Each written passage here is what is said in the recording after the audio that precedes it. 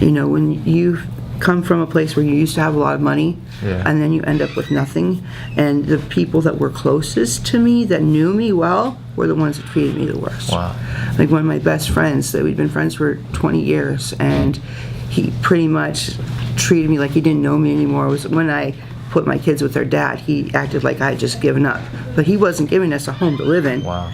I had to make that decision for my children. Yeah. So the people that treated me the worst were actually people that knew me. I wasn't actually embarrassed to tell anybody I was homeless. Wow. The worst. Well, I gotta say, one of the best parts of being homeless is finding a family that actually cared about me, not because of how much money I had, but because of who I was.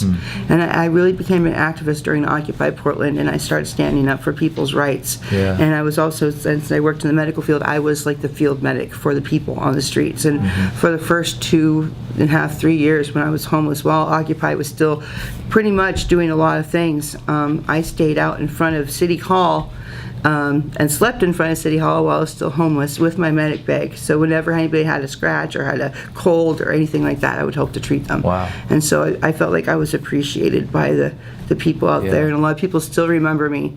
I still have this girl that runs up to me and says, "You're my angel," because she was like having some type of a seizures, and it was because of the cold, and I had an extra blanket, and I laid down next to her and put my blanket over her and kept her warm during the night.